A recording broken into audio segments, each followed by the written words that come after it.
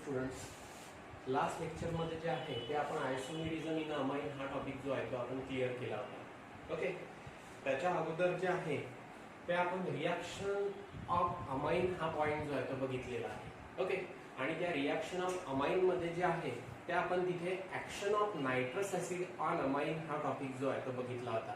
Okay, तर त्याच्याशी related part जो आहे तो आपल्याला आज इथे बघायचा आहे. ओके, की याच्यावर बहुधा जो आहे तो तिथे क्वेश्चन विचारत असतात. तर पॉइंट जो आपण बघितला होता तो अशा प्रकारचा होता, what is the action of nitrous acid on primary, secondary and tertiary amine.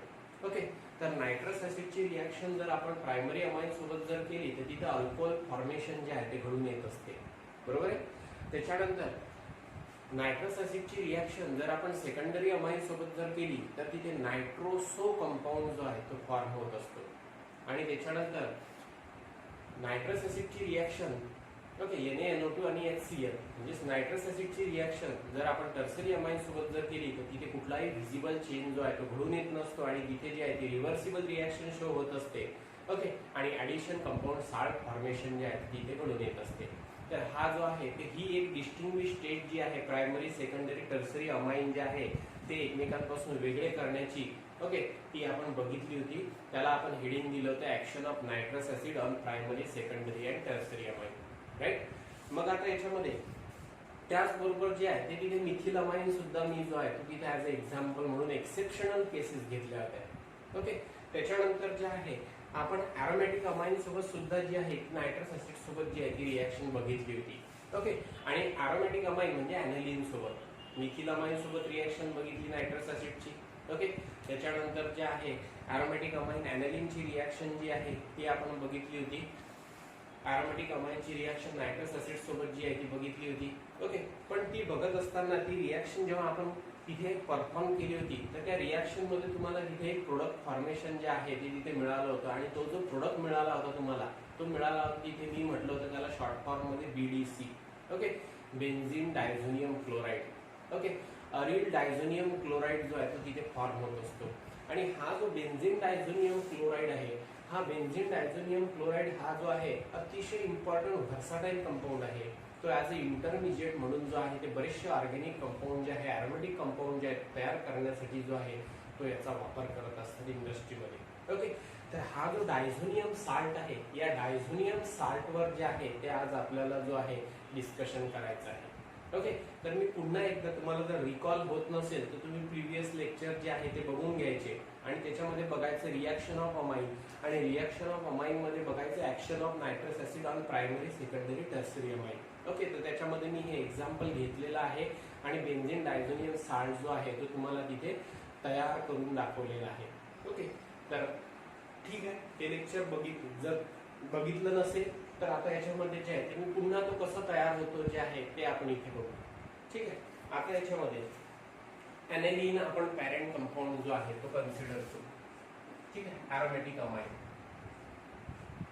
आता हा जो आहे हा आहे ॲरोमॅटिक अमाइन ॲनालिन. ओके, त्याची रिॲक्शन जर आपण 273 to 278 केल्विन टेम्परेचरला ओके NaNO2 आणि HCl सोबत जर केली, okay, the mixture of NaNO2 and HCl it forms the HNO2. म्हणजेच कशासोबत केली आपण इथे नायट्रस ऍसिड सोबत जर केली. ओके, तर याच्यामध्ये जो प्रोडक्ट मिळेल तो असेल साल्ट, बेन्झीन डायझोनियम साल्ट जो आहे तो इथे फॉर्म होणार. मग आता ही रिॲक्शन बॅलन्स करण्यासाठी तुम्हाला जे आहे ती इथे HCl चे जे आहे ते 2 मॉलिक्यूल 2 मोलचे आहे ते तिथे घ्यावे लागतील. ओके, मग आता याच्यामध्ये इथे जो प्रोडक्ट मिळेल तुम्हाला तो प्रोडक्ट कशा प्रकारचा असेल, तो प्रोडक्ट जो आहे तो इथे असा असेल.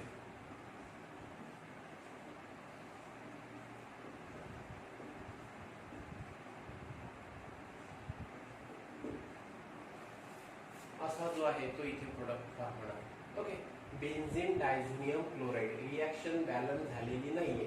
ओके, तर आता याच्यामध्ये इथले 2 हायड्रोजन, हे 2 हायड्रोजन, ओके, झाले 4 हायड्रोजन आणि इथले 2 ऑक्सिजन. ओके, काय फॉर्म होणार इथे ट्वाइस H2O. अजूनही रिॲक्शन बॅलन्स झालेली नाहीये. हा नायट्रोजन या नायट्रोजनला अटॅच झाला, N triple bond N diazonium group तयार झाला.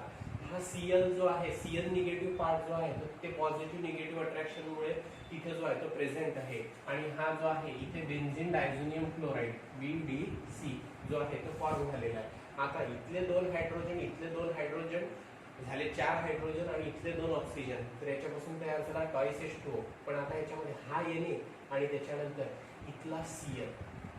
ओके, कारण एक Cl निगेटिव्ह तर इथे अटॅच झाला, डायझोनियम ग्रुपला जो आहे तो अटॅच झाला, मग राहिला एक Cl निगेटिव्ह आणि इथला Na पॉझिटिव्ह. तर याच्यापासून काय तयार होणार? NaCl. ओके, तर अशा प्रकारे रिॲक्शन जी आहे ती आपण इथे बघितली होती. ओके, म्हणजेच या रिॲक्शन मध्ये जे आहे ते डिहायड्रॉलिसिस आणि त्याच्यानंतर जे आहे ते डिहालोजिनेशन घडून आलं होतं आणि त्याच्यानंतर ॲनिलीन पासून जो प्रोडक्ट आहे तो तुम्हाला मिळाला होता बेन्झीन डायझोनियम क्लोराईड. ओके, हा जो बेन्झीन डायझोनियम क्लोराईड आहे त्याला आपण जे आहे ते जनरल म्हणत असताना जे आहे अरिल डायझोनियम साल्ट जे आहे ते तिथे म्हणू शकतो. Okay, benzene aryl group, aryl हा डायझोनियम ग्रुप. ओके, आणि त्याच्यानंतर हा इथे Cl निगेटिव्ह आहे त्याला अटॅच आहे म्हणून त्याला अरिल डायझोनियम साल्ट जो आहे तो म्हणू शकतो. हा जो अरिल डायझोनियम साल्ट आहे हा अतिशय इम्पॉर्टंट इंटरमिजिएट आहे आणि व्हर्सटाईल कंपाऊंड आहे.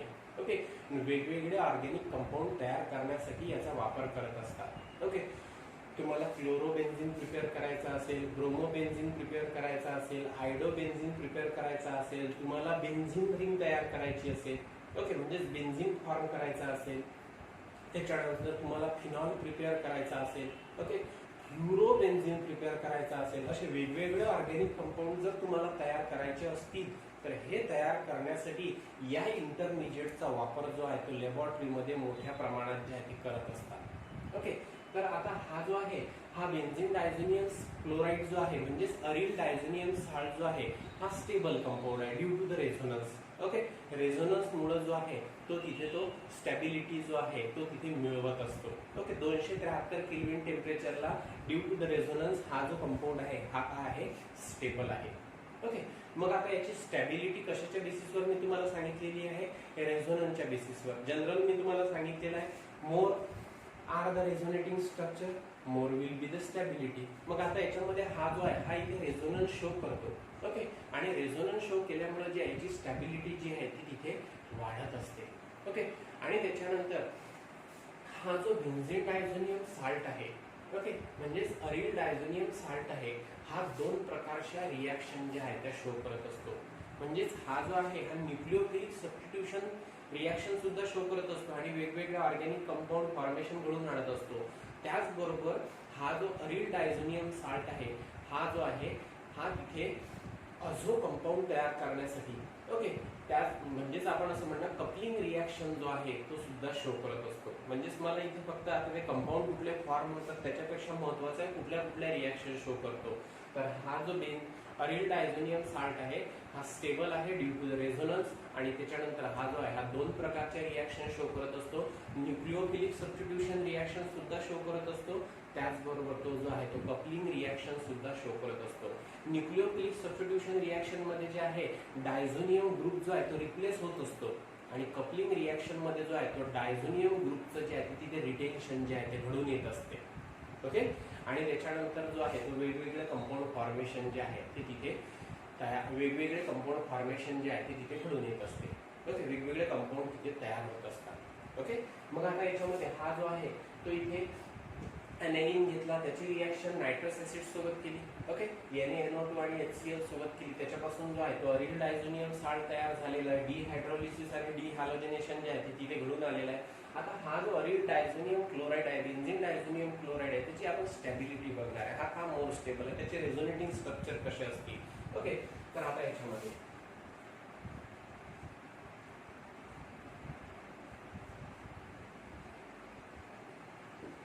N triple bond N.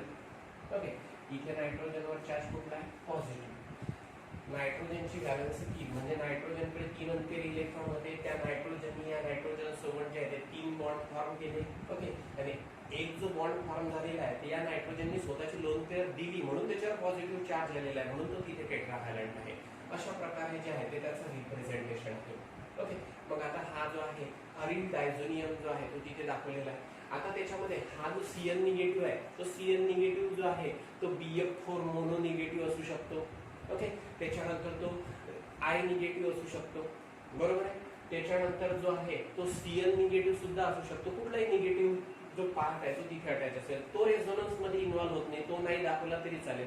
आपण फक्त एवढा पार्टचे जे आहे, ओके, बेन्झीन रिंगला डायझोनियम ग्रुप जर अटॅच असेल तर तो स्टॅबिलिटी कशी अचीव करत असतो, ओके, त्याचे रेझोनेटिंग स्ट्रक्चर जे आहे ते कसे असतील ते आपण इथे बघून राहिलो. त्याचे कॅनॉनिकल स्ट्रक्चर जे आहे ते बघून राहिलेलं आहे. म्हणून हा एक्स निगेटिव्ह पार्ट जो आहे तो तिथे दाखवायची गरज नाही. ओके, मग आता याच्यामध्ये इथले जे बॉन्डेड इलेक्ट्रॉन आहे नायट्रोजन स्वतःकडे ओढणार, इथले बॉन्डेड इलेक्ट्रॉन नायट्रोजन स्वतःकडे ओढणार. ओके, अल्टिमेटली या रिंग मधले जे पाय बॉन्डेड इलेक्ट्रॉन आहे ते इथे शिफ्ट होणार, कार्बन आणि नायट्रोजन यांच्यामध्ये शिफ्ट होणार, बरोबर आहे. मग शिफ्ट झाल्यानंतर याचं जे इक्विव्हॅलेंट स्ट्रक्चर आहे, कॅनॉनिकल स्ट्रक्चर आहे, ते अशा प्रकारचं मिळणार तुम्हाला.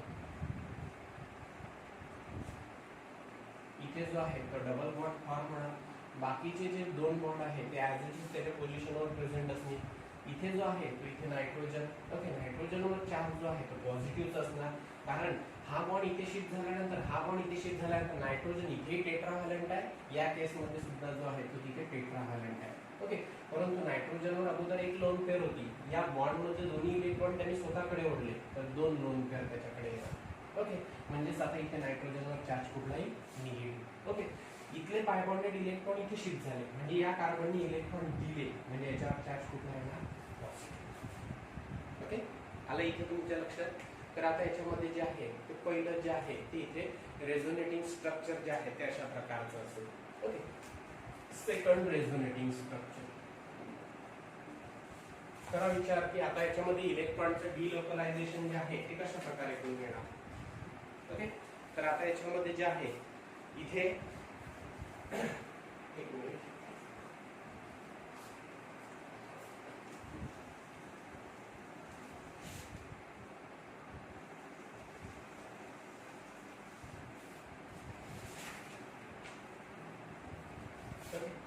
मग आता याच्यामध्ये नेक्स्ट रेझोनेटिंग स्ट्रक्चर. ओके, आता इथे या नायट्रोजन ज्या कार्बनला नायट्रोजन अटॅच आहे तिथून दुसऱ्या पोझिशनवर पॉझिटिव्ह चार्ज आलेला म्हणजे ऑर्थो पोझिशनवर पॉझिटिव्ह चार्ज जो आहे तो तिथे फॉर्म झालेला आहे. आता पुन्हा इलेक्ट्रॉनचं डिलोकलायझेशन जे आहे ते असं घडून येणार. इथले जे पाय बॉन्डेड इलेक्ट्रॉन आहे ते इथे शिफ्ट होणार, बरोबर आहे. मग ऑब्विसली हा जो कार्बन आहे हा कार्बन स्वतःजवळचे इलेक्ट्रॉन देऊन राहिलेला आहे म्हणजे याच्यावर चार्ज कुठला येणार, पॉझिटिव्ह. ओके, मग जे नेक्स्ट स्ट्रक्चर तयार होणार ते अशा प्रकारचं असणार. ओके, इथे डबल बॉन्ड, इथले पाय बॉन्डेड इलेक्ट्रॉन इथे शिफ्ट झाले म्हणजे या कार्बनवर जो आहे तो चार्ज कुठला असेल इथे, पॉझिटिव्ह. ओके, हा बॉन्ड ऍज इट इज जसा तसा इथे प्रेझेंट असेल आणि त्याच्यानंतर इथे डबल बॉन्ड नायट्रोजन त्याच्यावर charge positive, double bond nitrogen त्याच्यावर दोन लोन पेअर म्हणजे चार्ज निगेटिव्ह. ओके, त्याच्यानंतर नेक्स्ट पुन्हा इलेक्ट्रॉनचं जे आहे ते तिथे डिलोकलायझेशन घडून येणार. डिलोकलायझेशन कशा प्रकारे घडून येणार आता इथे. ओके, इथले जे पाय बॉन्डेड इलेक्ट्रॉन आहे, ओके, इथले पाय बॉन्डेड इलेक्ट्रॉन आता इथे शिफ्ट होणार, बरोबर आहे. इथले पाय बॉन्डेड इलेक्ट्रॉन इथे शिफ्ट झाल्यानंतर आता याच्यामध्ये जे आहे नेक्स्ट कॅनॉनिकल स्ट्रक्चर जे आहे ते अशा प्रकारचं मिळणार तुम्हाला. ओके, आता याच्यामध्ये इथे डबल बॉन्ड तयार होणार, इथे डबल बॉन्ड प्रेझेंट आहे, इथे डबली बॉन्डेड जो आहे तो इथे नायट्रोजन अटॅच आहे त्याच्यावर चार्ज पॉझिटिव्ह आहे, तो डबली बॉन्डेड नायट्रोजनवर अटॅच आहे ज्याच्यावर लोन पेअर आहे, दोन चार्ज आहे त्याच्यावर निगेटिव्ह. ओके, मग आता इथले पाय बॉन्डेड इलेक्ट्रॉन इथे शिफ्ट झाले, इथले पाय बॉन्डेड इलेक्ट्रॉन इथे शिफ्ट झाले तर आता या कार्बनवर जो आहे तो चार्ज कुठला आहे ना, बरोबर. मग आता याच्यामध्ये पुन्हा जे आहे जे नायट्रोजन इलेक्ट्रॉन घेतले होते तो नायट्रोजन जो आहे तो पुन्हा रिंगला जे आहे ती इलेक्ट्रॉन देऊन देणार. मग आता याच्यामध्ये इथली जी लोन पेअर आहे ती इथे शिफ्ट होणार, बरोबर आहे. आणि त्याच्यानंतर हे जे पाय बॉन्डेड इलेक्ट्रॉन आहे ती इथे शिफ्ट होणार म्हणजेच आपल्याला जे आता नेक्स्ट स्ट्रक्चर मिळेल ते पॅरेंट स्ट्रक्चर जे आहे ते फॉर्म होणार. ओके, ते कशा प्रकारचं असेल. ओके, इथे जो आहे तो डबल बॉन्ड फॉर्म होणार, इथे डबल बॉन्ड प्रेझेंट आहे. ओके, इथे जो आहे तो डबल बॉन्ड प्रेझेंट आहे. त्याच्यानंतर आता इथे सिंगल बॉन्ड काय असणार, नायट्रोजन, बरोबर आहे. आता इथे डबल बॉन्ड प्रेझेंट होता, नायट्रोजनची लोन पेअर शिफ्ट झाली, इथे काय फॉर्म होणार, ट्रिपल बॉन्ड. इथे नायट्रोजनवर जो आहे आता काय असणार, एकच लोन पेअर जी आहे ती तिथे प्रेझेंट असणार. दोन लोन पेअर पैकी एक लोन पेअर शिफ्ट झाली म्हणजे इथे ट्रिपल बॉन्ड जो आहे तो फॉर्म झाला. आता याच्यामध्ये नायट्रोजनवर चार्ज कुठला असणार, पॉझिटिव्ह, म्हणजेच आपल्याला काय मिळणार, पॅरेंट स्ट्रक्चर. तर आता याच्यामध्ये तुम्हाला इथे लक्षात येत असेल की हा डायझोनियम ग्रुप जर रिंगला अटॅच असेल तर ऑर्थो आणि पॅरा 1-2 पोझिशन 1-4 पोझिशन 1-2 पोझिशन. तर 1-2 पोझिशनवर जो आहे 1-4 पोझिशनवर जो आहे ओके 1-2 1-4 पोझिशन ओके म्हणजे ऑर्थो आणि पॅरा पोझिशनवर जो आहे तो तिथे कुठला चार्ज तयार होऊन राहिलेला आहे, तिथे पॉझिटिव्ह चार्ज असतो.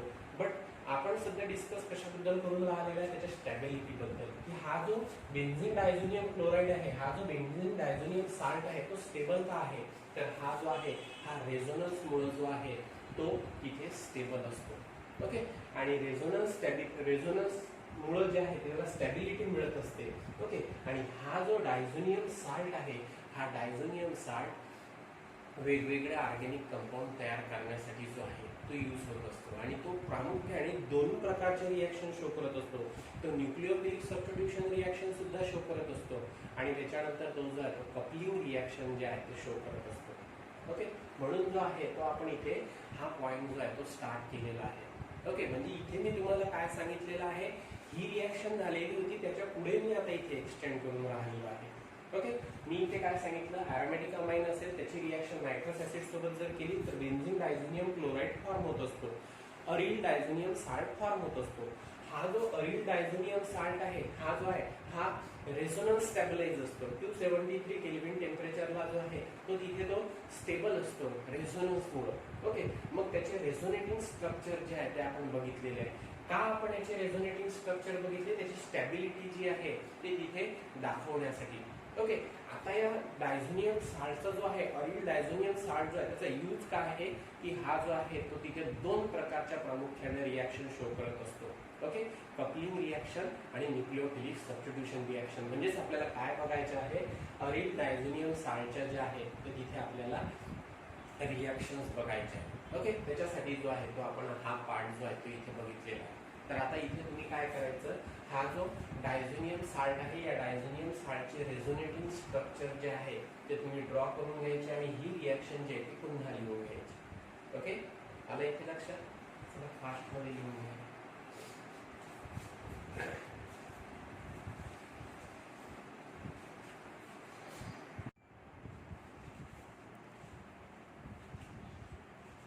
ओके तर आपण जे आहे ते reaction of aryl diazonium salt जो आहे हा पॉईंट जो आहे तो बघून राहिलेला आहे. ओके कारण आता याच्यामध्ये कुठलाही जर अरोमॅटिक अमाइन असेल म्हणजे ॲनालिन असेल आणि ॲनालिनची रिॲक्शन जर आपण NaNO2 आणि HCl म्हणजे HNO2 सोबत जर केली तर त्याच्यापासून जो आहे तो तिथे बेन्झीन डायझोनियम क्लोराईड जो आहे तो फॉर्म होत असतो, अरिल डायझोनियम साल्ट जो आहे तो फॉर्म होत असतो. आणि हा जो अरिल डायझोनियम साल्ट जो आहे तो तिथे कपलिंग रिॲक्शन आणि न्यूक्लिओफिलिक सबस्टिट्यूशन रिॲक्शन जे आहे तो तिथे शो करत असतो. मग आता याच्यामध्ये जे आहे ते आपण इथे पहिली रिॲक्शन जी बघून राहिलेलं आहे ती तिथे न्यूक्लिओफिलिक सबस्टिट्यूशन रिॲक्शन आहे.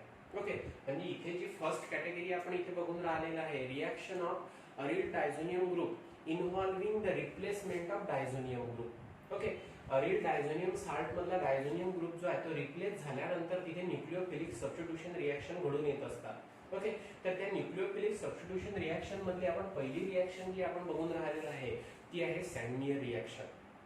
ओके आता याच्यामध्ये म्हणजे तुमच्या इथे लक्षात आलं असेल, फर्स्ट क्लिअर करून ठेवा की आपण फर्स्ट कॅटेगरी इथे स्टार्ट केली आहे, reactions of aryl diazonium salt involving the replacement of diazonium group. Okay म्हणजेच काय आहे, न्यूक्लिओफिलिक सबस्टिट्यूशन रिॲक्शन. ओके तर आता याच्यामध्ये जे आहे ते मी इथं सब हेडिंग हे सब हेडिंग कन्सिडर करा. ओके तर आता याच्यामध्ये nucleophilic substitution reaction NSR. Okay ही फर्स्ट कॅटेगरी बघून राहिलो, त्यातली पहिली रिॲक्शन आहे सॅन्मियर रिॲक्शन. ओके तर आता याच्यामध्ये जे आहे न्यूक्लिओफिलिक सबस्टिट्यूशन रिॲक्शन कशाला म्हणतात सांगायची गरज नाही, माहिती आहे. जेव्हा एखादा निगेटिव्हली चार्ज स्पीसीज रिप्लेस होत असेल दुसऱ्या निगेटिव्हली चार्ज स्पीसीजने तर त्याला म्हणत असतात न्यूक्लिओफिलिक सबस्टिट्यूशन रिॲक्शन. मग आता याच्यामध्ये हा जो अरिल डायझोनियम साल्ट आहे हा न्यूक्लिओफिलिक सबस्टिट्यूशन रिॲक्शन का शो करतो. ओके कारण त्याच्यामध्ये तो जो डायझोनियम ग्रुप असतो रिंगला अटॅच असलेला जिथे नायट्रोजनवर पॉझिटिव्ह चार्ज असतो तर तो जो आहे तो तिथे काय आहे लिव्हिंग ग्रुप आहे. ओके, बेन्झीन रिंगला अटॅच असलेला जो डायझोनियम ग्रुप आहे तो जो आहे तो गुड लिव्हिंग ग्रुप आहे. त्याच्यामुळे जो आहे तो तिथे न्यूक्लिओफिलिक सबस्टिट्यूशन रिॲक्शन शो करतो. का गुड लिव्हिंग ग्रुप आहे? कारण तिथे डायझोनियम ग्रुपमध्ये नायट्रोजन जो बेन्झीन रिंगला अटॅच आहे त्याच्यावर चार्ज कुठला असतो? पॉझिटिव्ह असतो. ओके, म्हणजेच तिथे जो आहे त्या नायट्रोजनला पॉझिटिव्हली चार्ज, नायट्रोजनला स्टॅबिलिटी अचीव करायची असते. त्याच्यासाठी जो आहे तो इझिली रिंगवरून जो आहे तो निघून जात असतो तो, म्हणून त्याला गुड लिव्हिंग ग्रुप जे आहे ते कन्सिडर करत असतात. आता बीडीसीच घेतला पाहिजे असं नाही आहे, म्हणजे बेन्झीन डायझोनियम क्लोराईड जो आहे तो तिथे घेतला पाहिजे असं नाही आहे. कुठलाही आपण जो आहे तो तिथे जनरल जो आहे तो अरिल डायझोनियम साल्ट जो आहे तो मेन्शन करणार. ओके, मग आता याच्यामध्ये जो आहे अरिल डायझोनियम ओके साल्ट बरोबर आहे. AR एरोमॅटिक रिंग, तिथे N2 म्हणजे N ट्रिपल बॉन्ड N, त्यापैकी एका नायट्रोजनवर पॉझिटिव्ह चार्ज, त्याला कंडेन्स फॉर्म मध्ये असं लिहू शकता AR N2. ओके, आणि हा जो आहे हा X निगेटिव्ह, म्हणजे तिथे जो आहे तो Cl निगेटिव्ह Br निगेटिव्ह कुठलाही जो आहे तो निगेटिव्हली पार्ट जो आहे तो तिथे अटॅच असेल. बरोबर आहे. Aril diazonium salt. ओके, हा जो अरिल डायझोनियम साल्ट आहे, आता याच्यामध्ये याची रिॲक्शन जर HCl म्हणजे CuCl आणि HCl सोबत जर घडून आली, ओके, CuCl आणि HCl सोबत जर घडून आली, तर आता याच्यामध्ये जो प्रोडक्ट मिळेल तो प्रोडक्ट कसा असेल? तर इथे जो प्रोडक्ट मिळेल तो मिळेल तुम्हाला ArCl. प्रोडक्ट कुठला मिळेल? ArCl. तर या HCl मधला जो Cl आहे तो या डायझोनियम ग्रुपला रिप्लेस करणार. Cl निगेटिव्ह पार्ट जो आहे तो या डायझोनियम ग्रुपला रिप्लेस करणार आणि AR ला जो आहे तो Cl अटॅच होणार, अरिल क्लोराईड तयार होणार. आणि याला पर्टिक्युलर टेम्परेचरवर हीट केल्यानंतर यातला जो N2 आहे तो ॲज अ N2 गॅस म्हणून जो आहे तो तिथे इव्हॉल्व होणार. ओके, मग या HCl मधला जो H पॉझिटिव्ह पार्ट आहे ऑब्विसली या X निगेटिव्हला अटॅच होणार. मग बाय प्रोडक्ट काय मिळणार तुम्हाला? HX. ओके, मग आता इथे प्रोडक्ट काय मिळालेला आहे तुम्हाला? अरिल क्लोराईड मिळालेला आहे. ओके, आता इथे जर बेन्झीन डायझोनियम साल्ट जर असतात, ओके, बेन्झीन डायझोनियम साल्ट जर असतात तर त्याच्यापासून काय मिळालं असतं तुम्हाला? तिथे क्लोरोबेन्झीन मिळालं असतं. ओके, आणि त्याच्यानंतर आता याच्यामध्ये हा जो आहे ArN2 पॉझिटिव्ह X निगेटिव्ह आहे, याची रिॲक्शन जर आता आपण HBr सोबत केली, ओके, CuBr च्या प्रेस मध्ये cuprous chloride cuprous bromide. Okay, तर आता याच्यामध्ये काय होणार? हा जो Br आहे तो AR ला अटॅच होणार. ArBr जो आहे तो तुम्हाला मिळणार, अरिल ब्रोमाइड मिळणार. बरोबर आहे. आफ्टर हिटिंग हा जो आहे N2 जो आहे तो ॲज अ N2 गॅस म्हणून इव्हॉल्व होणार. ओके, आणि या HBr मधला जो H आहे तो H पॉझिटिव्ह आहे तो कोणासोबत रिॲक्ट होणार? X निगेटिव्ह सोबत. बाय प्रोडक्ट काय मिळणार? HX. ठीक आहे. मग आता याच्यामध्ये इथे अरिल डायझोनियम साल्ट पासून जो आहे तो आपण काय तयार केलेला आहे? अरिल क्लोराईड केलेला आहे, अरिल ब्रोमाइड जो आहे तो तयार केलेला आहे. ओके, तसंच जे आहे इथे अरिल डायझोनियम साल्ट आहे ArN2 पॉझिटिव्ह X निगेटिव्ह, याची रिॲक्शन जी आहे ती आपण कशासोबत केली? KCl. ओके, कोणाच्या प्रेझेन्स मध्ये? CuCl च्या प्रेझेन्स मध्ये. ओके, क्युप्रस सायनाइडच्या प्रेझेन्स मध्ये. ओके, मग आता पुन्हा इथे जे आहे ते न्यूक्लिओफिलिक सबस्टिट्यूशन रिॲक्शन घडून येणार. ओके, तर आता हा जो डायझोनियम ग्रुप आहे तो रिप्लेस होणार Cn नी. मग आता इथे AR ला काय अटॅच होणार? Cn अटॅच होणार. ओके, आता त्याच्यानंतर हा जो N2 आहे तो ॲज अ N2 गॅस म्हणून जो आहे तो तिथे इव्हॉल्व होणार. ओके, आणि या KCl मधला जो K पॉझिटिव्ह आहे तो या X निगेटिव्ह सोबत रिॲक्ट होणार. बाय प्रोडक्ट काय मिळणार? KX. प्रत्येक रिॲक्शन मध्ये जे आहे ते डिहालोजिनेशन घडून येणार, डिहायड्रोहालोजिनेशन घडून येणार. ओके, तर आता याच्यामध्ये इथे डिहायड्रोहालोजिनेशन नाही आहे, याच्यामध्ये डिहालोजिनेशन आहे. इथे हायड्रोजन आणि हालोजनचा लॉस, इथे हायड्रोजन आणि हालोजनचा लॉस. इथे जो आहे तर इथे पोटॅशियम आणि हालोजन. ओके, म्हणजे इथे डिहालोजिनेशन घडून आलेलं आहे. तीनही रिॲक्शन मध्ये N2 गॅस इव्हॉल्व होणार. ओके, आणि त्याच्यानंतर जो आहे हा जो अरिल डायझोनियम साल्ट आहे जो स्टेबल आहे, ओके, रेझोनन्स मुळे, तर हा जो आहे तो HCl CuCl HBr CuBr KCl CuCl यांच्यासोबत जर रिॲक्ट झाला तर तिथे न्यूक्लिओफिलिक सबस्टिट्यूशन रिॲक्शन शो करणार. आणि त्याच्यानंतर न्यूक्लिओफिलिक सबस्टिट्यूशन रिॲक्शन शो केल्यानंतर aryl chloride, aryl bromide, aryl cyanide असे कंपाऊंड जे आहेत ते फॉर्म करून देणार. ओके, तर ही जी रिएक्शन आहे या रिएक्शनला काय म्हणत असतात, Sandmeyer reaction. Okay, the reaction in which the diazonium group is replaced by okay Cl negative ion or Br negative ion or Cn negative ion, and to form chloro aryl chloride, aryl bromide and aryl cyanide. That reaction it is called as a Sandmeyer reaction. Okay, अशी reaction की ज्याच्यामध्ये diazonium ग्रुपची replacement घडून येत असते आणि त्याच्यापासून जो आहे aryl chloride, aryl bromide, aryl cyanide form होत असतो, त्या रिएक्शनला काय म्हणत असतात, सॅन्डमियर रिएक्शन जी आहे ती म्हणत असतात. ओके, तर आता याच्यामध्ये हे लक्षात आलं इथे, म्हणजेच आता याच्यामध्ये ही जी रिएक्शन आहे ही काय आहे, इथे हे न्यूक्लियोफिलिक सबस्टिट्यूशन रिएक्शन आहे. त्यातली जी आहे ही फर्स्ट रिएक्शन जी आपण बघितलेली आहे ती कुठली आहे, सॅन्डमियर रिएक्शन. ओके, तर आता याच्यामध्ये जे आहे व्यवस्थित तुम्ही जे आहे ते लिहून ठेवा. ओके, बऱ्याचदा या सॅन्डमियर रिएक्शनवर जो आहे तो क्वेश्चन विचारलेला आहे. म्हणजे आता याच्यामध्ये इथे जरी तुम्हाला रिएक्टंट दिसून राहिलेला आहे पण हा कसा तयार होतो ते तुम्हाला माहिती आहे. ॲनालिनची रिएक्शन NaNO2 आणि HCl सोबत केली, हा तयार झाला aryl diazonium salt. Aryl diazonium salt हा जो आहे तो ॲज अ इंटरमिजिएट म्हणून जो आहे तो तिथे आपण घेणार. या अरिल डायझोनियम साल्टची रिएक्शन HCl आणि CuCl सोबत केली किंवा HBr CuBr सोबत जर केली किंवा KCN CuCN सोबत जर केली तर त्याच्यापासून रिस्पेक्टिव्ह कंपाऊंड कुठले फॉर्म होणार, ArCl, ArBr, ArCN. Okay, aryl chloride, aryl bromide, aryl cyanide. Okay, तर या रिएक्शनला काय म्हणत असतात, सॅन्डमियर रिएक्शन. ओके, म्हणजे फर्स्ट स्टेप तुम्ही मेन्शन केली तरी इथे चालेल की हा जो अरिल डायझोनियम साल्ट जो आहे तो कसा तयार झालेला आहे, त्याची मेथड ऑफ प्रिपरेशन आपण अगोदरच बघितलेलं आहे. अगोदरच्या पॉइंट मध्ये आपण तेच डिस्कस केलं होतं, त्याची स्टॅबिलिटी तो कसा तयार होतो. ओके, नंतर त्याचे जे आहे ते आपण तिथे रिएक्शन बघितले.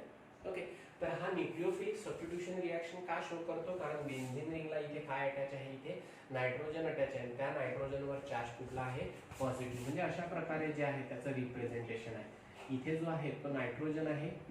ओके, बेन्झीन रिंग आहे, बेन्झीन रिंगला जो आहे तो इथे नायट्रोजन आहे, त्याच्यावर चार्ज जो आहे तो पॉझिटिव्ह आहे. इथे ट्रिपल बॉन्ड आहे, इथे नायट्रोजन आहे, इथे लोन पेअर आहे आणि इथे जो आहे तो इथे असा एक्स निगेटिव्ह पार्ट प्रेझेंट आहे. म्हणजे हा कंडेन्स फॉर्म मध्ये दाखवलेला तो अशा प्रकारे रिप्रेझेंट करू शकतो.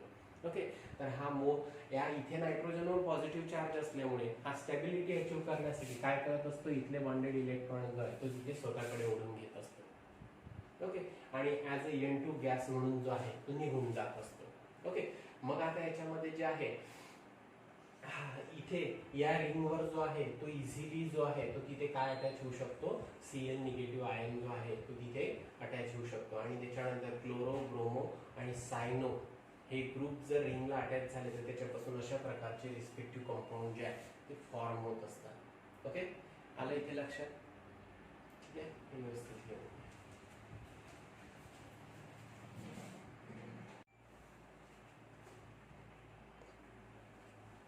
दुसरी जी रिएक्शन आपल्याला बघायची आहे अरिल डायझोनियम साल्टची, ती आहे गटरमन्स रिएक्शन. ओके, तर आता याच्यामध्ये जो आहे अरिल डायझोनियम साल्ट आहे. ओके, हा जो अरिल डायझोनियम साल्ट आहे याची रिएक्शन जर आपण HCl सोबत केली, Cu पावडर, कॉपर पावडरच्या प्रेस मध्ये HCl सोबत जर केली तर आता याच्यामध्ये हा जो डायझोनियम ग्रुप आहे तो रिप्लेस होणार आणि त्याच्यानंतर जो प्रोडक्ट आहे तो तुम्हाला प्रोडक्ट मिळणार ArCl, aryl chloride. Sandmeyer reaction मध्ये सुद्धा aryl chloride, aryl bromide, aryl cyanide form होत असतो. आणि गटरमन रिएक्शन मध्ये सुद्धा डायझोनियम ग्रुप जो आहे तो रिप्लेस होऊन तिथे अरिल क्लोराइड आणि अरिल ब्रोमाइड जो आहे तो तिथे मिळत असतो. तिथे रिएक्शन जी आहे ती तिथे क्युप्रस क्लोराइड, क्युप्रस ब्रोमाइडच्या प्रेस मध्ये जी आहे ती घडून आणत असतात सॅन्डमियर रिएक्शन मध्ये. आणि गटरमन रिएक्शन जी आहे ती कॉपर पावडरच्या प्रेस मध्ये जी आहे, ओके, कॉपर पावडरच्या प्रेस मध्ये जी आहे ती रिएक्शन तिथे घडून येत असते. ओके, मग आता याच्यामध्ये हा जो ArN2X निगेटिव्ह आहे, अरिल डायझोनियम साल्ट आहे, याची रिएक्शन HCl सोबत जर झाली तर हा जो Cl निगेटिव्ह पार्ट आहे तो Ar ला अटॅच होणार, ArCl फॉर्म होणार. ओके, कॉपर पावडरच्या प्रेस मध्ये हीट केल्यानंतर तो जो इथे N2 पॉझिटिव्ह पार्ट आहे ते इथे ब्रेकिंग झाल्यानंतर जो आहे तो ॲज N2 गॅस म्हणून इव्हॉल्व होणार आणि या HCl मधला हा जो H पॉझिटिव्ह पार्ट आहे तो X निगेटिव्ह सोबत रिॲक्ट होणार आणि बाय प्रोडक्ट काय मिळणार, HX. ओके, तर प्रोडक्ट काय मिळणार तुम्हाला, अरिल क्लोराईड. ओके, पुन्हा हा जो आहे हा आहे अरिल डायझोनियम साल्ट आहे. ओके, या अरिल डायझोनियम साल्टची रिएक्शन आपण आता इथे कशासोबत केली, HBr सोबत केली. कोणाच्या पेस्टमध्ये, कॉपर पावडर, कॉपर पावडरच्या पेस्टमध्ये. पुन्हा सुद्धा जे आहे ती इथे काय होणार, डायझोनियम ग्रुप रिप्लेस होणार आणि डायझोनियम ग्रुप रिप्लेस झाल्यानंतर तुम्हाला प्रोडक्ट काय मिळणार, ArBr. हा जो डायझोनियम ग्रुप आहे तो रिप्लेस होणार आणि Br जो आहे तो एरोमॅटिक रिंगला अटॅच होणार. आफ्टर हिटिंग जो आहे तो इथे N2 गॅस जो आहे तो इथे इव्हॉल्व होणार आणि त्याच्यानंतर हा जो X निगेटिव्ह आहे तो इथल्या H पॉझिटिव्ह सोबत रिॲक्ट होणार आणि बाय प्रोडक्ट काय मिळणार तुम्हाला, HBr. ओके, तर ही जी इथे रिप्लेसमेंट रिएक्शन आपण इथे बघितली, डायझोनियम ग्रुप रिप्लेसमेंट रिएक्शन जी इथे बघितली, तर या रिएक्शनला काय म्हणत असतात, Gattermann's reaction. Okay, the reaction in which the diazonium group is replaced and to form aryl chloride and aryl bromide. When that aryl diazonium salt is allowed to react with HCl or HBr in presence of copper powder, then that reaction it is called as a Guttermann's reaction. Okay, तर आता ही जी आहे ही next जी आहे ती reaction आहे, या रिएक्शनला, या name रिएक्शनला गटरमन्स reaction म्हणत असतात. ओके, आला इथे लक्षात. म्हणजे या रिएक्शन मध्ये सुद्धा जो आहे तो प्रोडक्ट कुठला फॉर्म होत असतो, aryl chloride, aryl bromide. Okay, आणि डायझोनियम ग्रुप जो आहे तो तिथे रिप्लेसमेंट घडून येत असते. आला इथे लक्षात.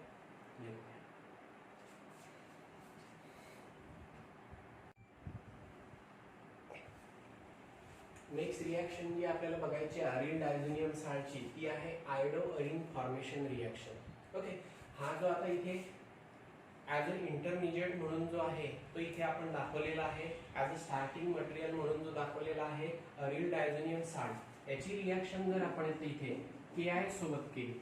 ओके, आणि याला जे आहे ते KI सोबत रिॲक्ट केल्यानंतर हायर टेम्परेचरवर जर तिथे हीट केलं तर तिथे आयडो अरिन फॉर्मेशन जे आहे ते तिथे घडून येत असते. ओके, म्हणून मी तिथं हेडिंग दिलेला आहे आयडो अरिन फॉर्मेशन रिएक्शन. आता याच्यामध्ये हा जो डायझोनियम ग्रुप आहे तो रिप्लेस होणार.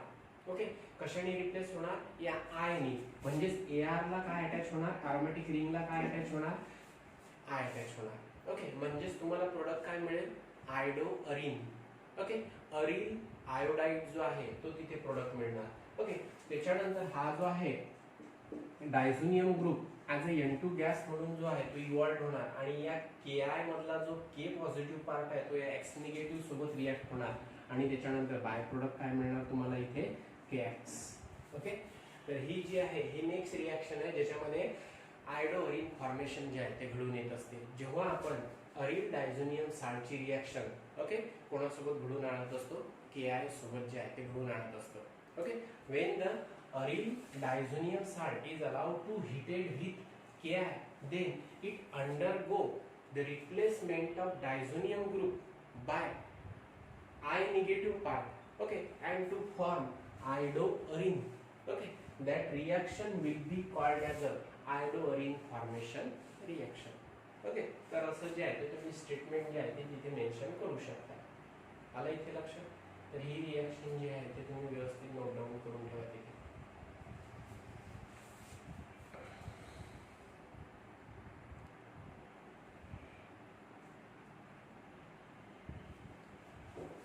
नेक्स्ट रिएक्शन आपल्याला बघायची आहे phenol formation reaction.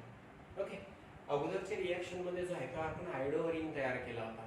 Okay, aryl diazonium साल्टची reaction जी आहे ती आपण तिथे KI सोबत जी आहे ती घडून आणली होती आणि आयडोअरिन फॉर्मेशन जे आहे ते तिथे घडून आणलं होतं. ओके, आता याच्यामध्ये जे आहे तो आपल्याला फिनॉल तयार करायचा आहे. अरिल डायझोनियम साल्ट पासून फिनॉल तयार करायचा आहे. फिनॉललाच काय म्हणत असतात, कार्बोलिक ऍसिड. मग आता हा जो अरिल डायझोनियम साल्ट आहे, ओके, या अरिल डायझोनियम साल्टची रिएक्शन जर आपण आता इथे H2O सोबत जर केली, ओके, वॉटर मॉलिक्यूल सोबत जर रिएक्शन केली म्हणजेच काय घडून आणलं तिथे, हायड्रोलिसिस जर घडून आणलं, ही रिएक्शन जी आहे ती नियर अबाउट 283 केल्विन टेम्परेचरला घडून येत असते. When the aryl diazonium salt is allowed to heat it at 283 kelvin temperature with water, it means it undergo hydrolysis, then there will be the replacement of diazonium group takes place by the hydroxyl group, OH group, okay, and to form the hydroxybenzene that will be called as a phenol. Okay. तर आता याच्यामध्ये हा जो आहे हा diazonium group replace होणार. इथला जो OH निगेटिव्ह आयन आहे हा OH निगेटिव्ह आयन जो आहे तो या डायझोनियम ग्रुपला रिप्लेस करणार आणि ही जी अरोमॅटिक रिंग आहे या अरोमॅटिक रिंगला जो आहे तो तिथे OH अटॅच होणार. Okay. After hitting at 283 kelvin temperature that N2 positive living group is evolved in the form of N2 gas.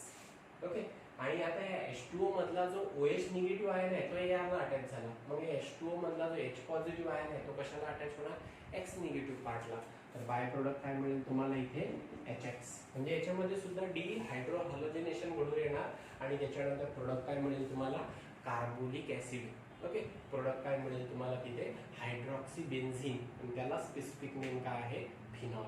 Okay. तर इथे जे आहे ते फिनॉल फॉर्मेशन जे आहे ते घडून येणार जेव्हा आपण अरिल डायझोनियम साल्टची रिॲक्शन कोणासोबत घडून आणणार? H2O सोबत. कुठल्या टेम्परेचरला? 283 केल्विन टेम्परेचर. ओके. आलं इथे लक्षात?